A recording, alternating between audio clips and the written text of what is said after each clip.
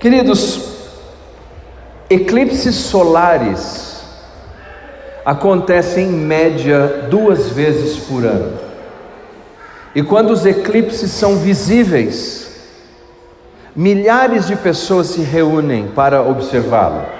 Na África do Sul, no Chile, na Argentina, no Brasil, nos Estados Unidos, não importa onde. Um fenômeno 2 vezes por ano. Se ele é visível, as pessoas se encontram para vê-lo. A superlua, lembram da superlua? Alguns chamam de lua sangrenta. Ela fica imensa, avermelhada. O fenômeno não pode ser previsto com tanta precisão, mas quando ele acontece, olha, as pessoas se reúnem, tiram fotos, encharcam o Instagram com fotografias da superlua. Eu me lembro quando esse ano apareceu essa estrada aqui, não parava de carros subindo, iam até o pico para fazer registros fotográficos e vídeos da superlua. Eu me lembro, acredite, eu era apenas um garoto, mas em 1986 o cometa Halley passou pela Terra de maneira visível. Lembram disso? Isso deu matéria de jornal, as pessoas queriam ver o cometa Halley. Tinha gente apavorada achando que ia ser levada na cauda do cometa Halley. Foi uma coisa impressionante. E você já pode anota na sua agenda, porque ele vai aparecer de novo em 28 de julho de 2061.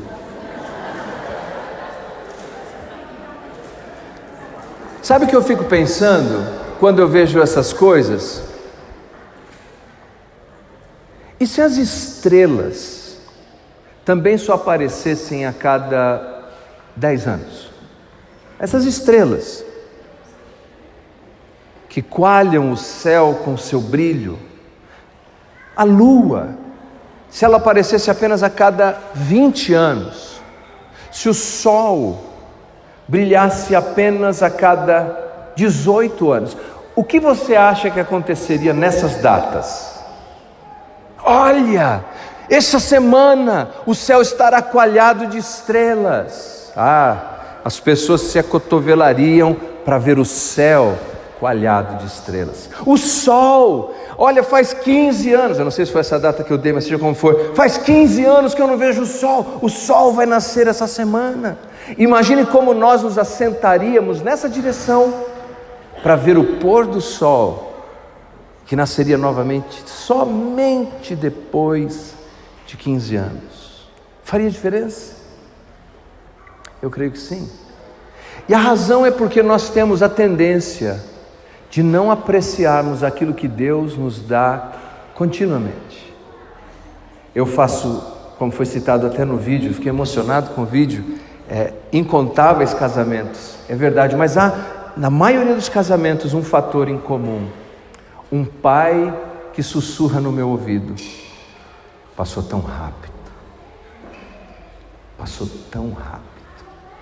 E quando eu considero todas essas coisas, eu penso se nós não falhamos nisso, em apreciar aquilo que Deus está deixando disponível, aquilo e aqueles. E nessa manhã eu quero brevemente falar com vocês sobre 3 livros: o livro dos céus, o livro de Deus e o livro dos meus. E esses 3 livros, como eu estou denominando nessa manhã, se encontram em uma poesia, em um hino, que o escritor C.S. Lewis chamou o seguinte, ele disse: eu considero este o maior poema do Saltério e uma das melhores letras do mundo. É o Salmo de número 19. Abra por favor a sua Bíblia no Salmo 19.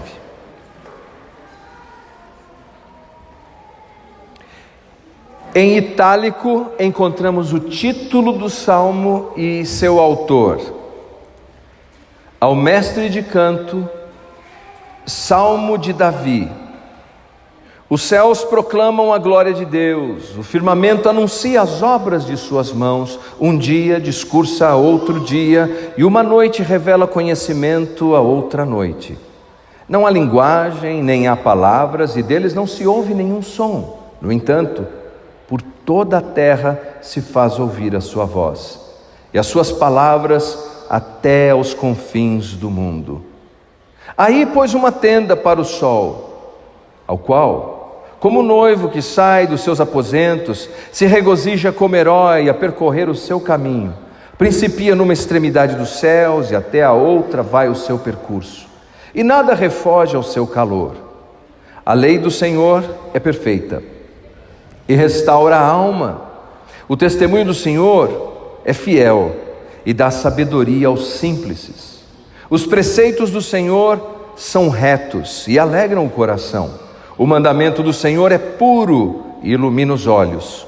O temor do Senhor é límpido e permanece para sempre. Os juízos do Senhor são verdadeiros e todos igualmente justos. São mais desejáveis do que ouro, mais do que muito ouro depurado, e são mais doces do que o mel e o destilar dos favos. Além disso, por eles se admoesta o teu servo, em os guardar a grande recompensa. Quem há que possa discernir as próprias faltas? Absolve-me das que me são ocultas. Também da soberba guarda o teu servo, que ela não me domine. Então serei irrepreensível e ficarei livre de grande transgressão. As palavras dos meus lábios e o meditar do meu coração sejam agradáveis na tua presença, Senhor, rocha minha e redentor meu. Quando nós lemos este salmo, nós encontramos esses três livros: o livro dos céus, o livro de Deus e o livro dos meus. Nós sabemos que nunca houve um tempo em que nada tenha existido absolutamente. Ou seja, nunca existiu nada. Sempre existiu alguma coisa. Sempre existiu algo. Por exemplo, para os materialistas históricos, sempre existiu a matéria impessoal, e que por uma série de acasos e sopas prebióticas nós viemos à existência. Mas me parece que esse algo que sempre existiu não é um algo, uma coisa impessoal e desprovida de inteligência. Esse algo que sempre existiu é um alguém, é um eterno alguém. Alguém capaz de projetar, de desenhar, de pigmentar as flores com tons de amarelos variados. Alguém capaz de decidir: vou criar, vou fazer. E esse alguém pintou o céu e o universo com, presumem os estudiosos, que, por exemplo, somente na nossa pequena Via Láctea nós tenhamos de 200 bilhões de estrelas a 1 trilhão de estrelas, com milhões e milhões de galáxias que possam, talvez em algum dia, serem observadas, fora as que não podem ser observadas. E por meio disso que nós chamamos de revelação natural, que de uma maneira poética nos diz que o dedo de Deus organizou este céu, Ele manda uma mensagem. Esse é o livro dos céus, uma mensagem que não está presa a qualquer idioma e nem presa a qualquer fronteira, porque em qualquer lugar, toda pessoa, em qualquer ponto, pode olhar para o céu e dizer: existe alguém que é tão poderoso, que é tão grande, tão imenso, que ao mesmo tempo que criou tudo isso, é separado de tudo isso. Ou seja, aquele que criou todas essas coisas, está à parte dessas coisas. Um alerta que o povo de Israel recebia continuamente, por exemplo, no livro de Deuteronômio, se a minha memória não me trai, no capítulo 4, é que eles não deveriam, quando contemplassem o encantamento do sol e do céu e da lua e das estrelas, adorarem a esses corpos celestes. E diz o autor de Deuteronômio, Moisés, porque o Senhor te tirou do Egito. Veja, mas o esplendor desses corpos celestes são tão grandes, mas eles não são Deus. Eles são o outdoor de Deus. Eles são a mensagem de Deus, que Deus existe, que Deus é poderoso e que Deus sabe o que faz. No livro de Isaías, no livro do profeta Jeremias, também os profetas nos exortam e exortavam o povo de Israel: não tentem adivinhar o seu futuro por meio dos astros. A astrologia era descartada, a astronomia não. Não siga esses caminhos e a orientação daqueles que adivinham pelas estrelas, porque essa é a mensagem de Deus, que tem um objetivo. E sabe qual é o objetivo? Abra por favor a sua Bíblia em Atos capítulo 17.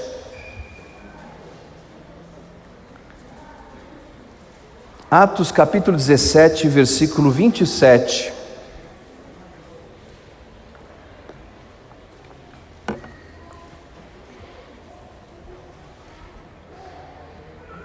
Depois do apóstolo Paulo pregar aos gregos, dizendo que Deus é o Criador de todas as coisas, e que ele se encaixava com aquele Deus a que eles chamavam de o Deus desconhecido, Paulo diz assim no versículo 27, que Deus criou todas essas coisas, para toda a humanidade, em todos os lugares, com uma linguagem cognoscível, quer dizer, qualquer pessoa pode conhecer. Deus se descortinou, Deus se revelou. Ele diz assim: para buscarem a Deus. Para buscarem a Deus. Buscarem é presente, infinitivo, ativo, a língua grega, que quer dizer para que todos busquem a esse Deus que se revela por meio da sua criação. Sabe o que eu gosto de nós nos reunirmos aqui na Serra? Porque todos os domingos nós temos contato com a revelação natural de Deus, não é? É um pássaro que canta, ou quando chove, já chegou a pegar aqui um culto com chuva, com os trovões ribombando no céu, e eu olho e está todo mundo com medo, a revelação de que há um Deus poderoso, ou um vento, ou a brisa gostosa que está entrando agora nesse ambiente. Que alívio esse! Deus poderoso, nós temos um contato com isso, e a ideia de contemplarmos essa criação maravilhosa, não é apenas para tirarmos a foto de uma flor que está bonita e colocarmos no Instagram. Pode também, afinal de contas, nós não queremos seu Instagram vazio, nós queremos muitos likes lá. Mas a razão principal da contemplação dessas coisas é lembrarmos: há um Deus eterno, sábio, poderoso, soberano. E esse Deus sábio, poderoso e soberano, Ele é tão capaz, que Ele orquestra o universo de tal maneira que o nosso planeta Terra está na distância exata do Sol, porque se Ele se aproxima um pouco mais, somos carbonizados. Se Ele se afasta um pouco mais, morremos congelados. Mas na distância exata, e o salmista, há praticamente 3.000 anos atrás, diz: os céus manifestam a glória de Deus, o firmamento anuncia a obra de suas mãos. E o que isso tem a ver com você e comigo? Tudo. Porque devemos então buscar esse Deus, porque se Deus pode controlar todo esse universo com bilhões de estrelas, trilhões de estrelas, Ele não pode controlar a sua vida? Ele não pode dar direção e rumo para você? Veja, nós temos tanta dificuldade na vida que nós não conseguimos sequer controlar direito a nossa carreira. Por isso que é um poeminha de rima pobre que diz assim, vamos ver se eu lembro. Os advogados escondem os seus erros atrás das barras duras. Os dentistas escondem os seus erros atrás daquilo que se obtura. Os pastores escondem os seus erros atrás das estruturas. Os médicos escondem os seus erros debaixo da sepultura. Desculpem, médicos, foi o poema que eu aprendi.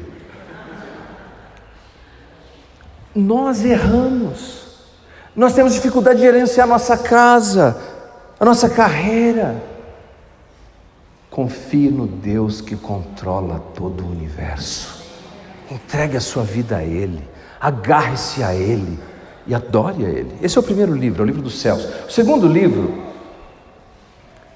que eu vou falar em 7 minutos e 15 segundos, é o livro de Deus. Veja que o salmista faz uma distinção. A partir do versículo 7 ao 9, ele faz uma transição e passa a falar da lei de Deus. Da lei de Deus que é perfeita. Ele usa vários sinônimos para descrever essa lei de Deus. Ele chama a lei de Deus de testemunho, ele chama a lei de Deus de o temor de Deus, ele chama de o conselho de Deus, a instrução de Deus. De todo modo que ele valoriza e enfatiza é que a lei de Deus, a palavra de Deus é perfeita. É perfeita. Ele diz que ela é confiável, ela é justa, ela é clara.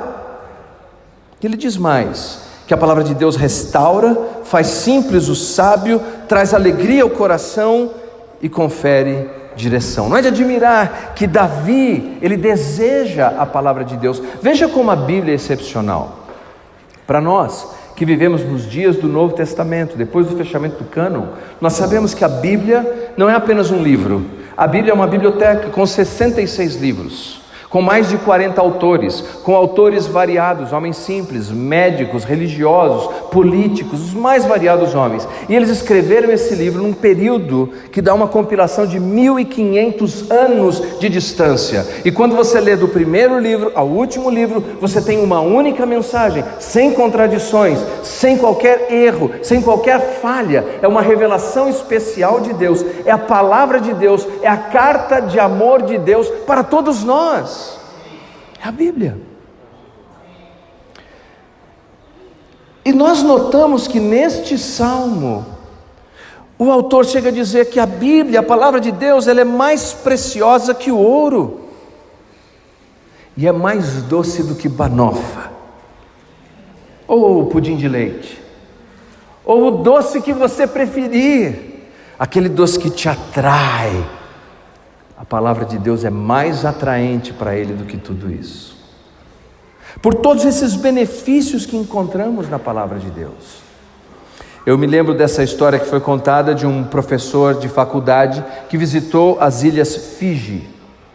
E lá esse homem que se pronunciava como um agnóstico, quer dizer, afirmava não sei se Deus existe ou não existe, mas muito crítico da fé cristã, ao conversar com o antigo chefe de uma tribo local num vilarejo, ele disse: eu agradeço a sua hospitalidade, mas lamento profundamente que você tenha sido ludibriado por esses missionários ignorantes, que te fizeram apreciar a Bíblia. Um povo com uma cultura milenar como a sua não precisa disso, de ser levado em direção à ignorância. O chefe disse assim: está vendo aquela rocha? Sim. Naquela rocha nós esmagávamos os crânios das pessoas. Você está vendo do lado daquela rocha aquela fornalha? Sim. Naquela fornalha nós assávamos as pessoas. Você está vendo aquele campo aberto ali que parece ter uma mesa de pedra? Sim. Lá nós devorávamos as pessoas. Se não fosse pelos missionários ignorantes, você hoje seria o nosso jantar. Eu creio que até o agnóstico tem razão para agradecer a Deus pela sua revelação especial. O salmista faz uma transição. Ele começa o salmo dizendo assim: Deus, El. Os céus manifestam a glória de Deus, El. Quando ele fala da Bíblia, essa revelação especial, ele diz assim, a lei do Senhor.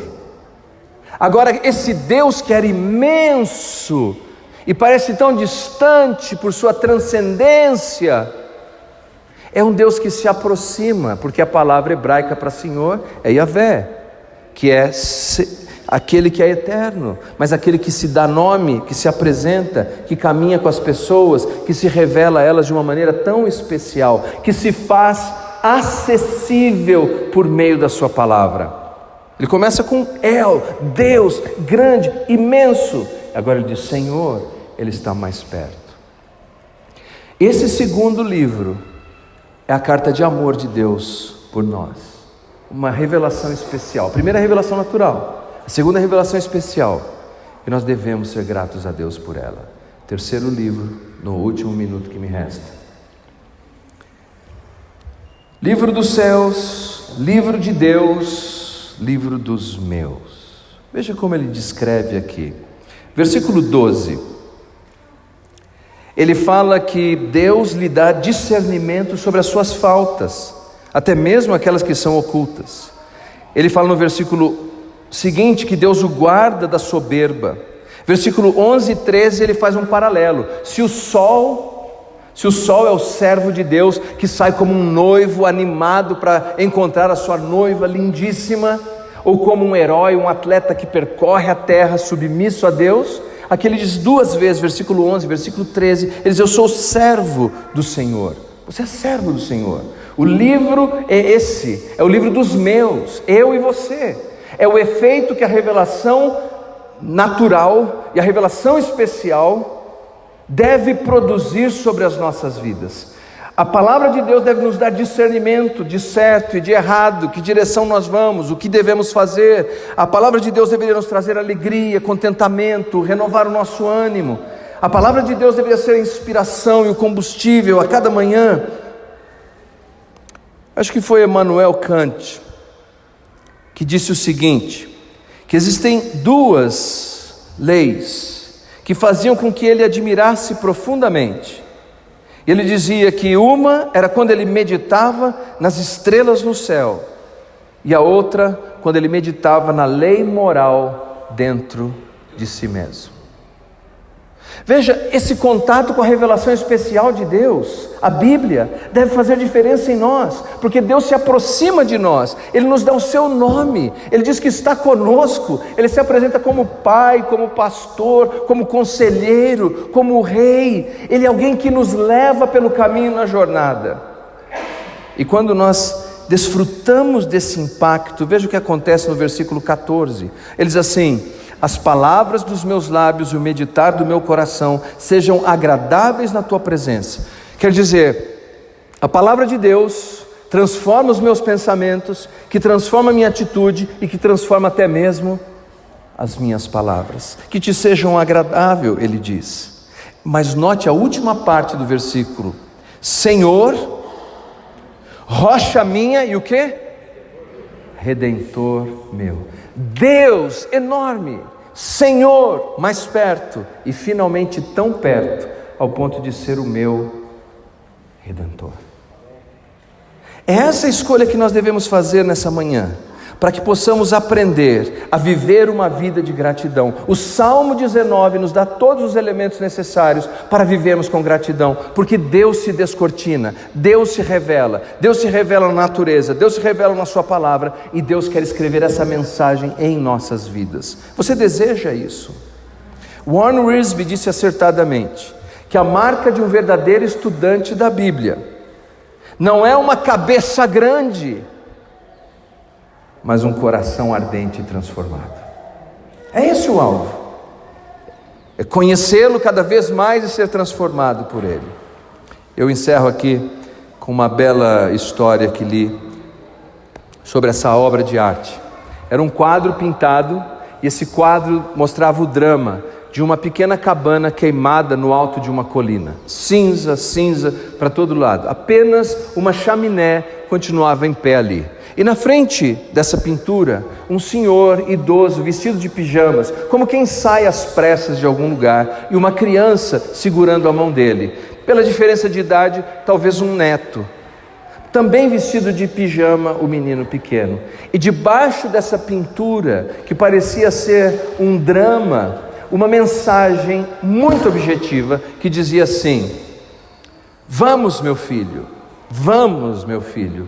porque Deus está vivo. É essa mensagem que deveria nos fazer louvá-lo a todos os dias. Todos os dias. Vamos, meu filho, vamos, minha filha, porque não importa se tudo está queimado à sua volta, os céus brilham e cada estrela nos diz que Deus está vivo. O que quer que você esteja enfrentando, o que quer que você venha enfrentar, Deus está vivo. E que essa semana te seja uma semana de louvor, de gratidão e de adoração. Fiquemos em pé.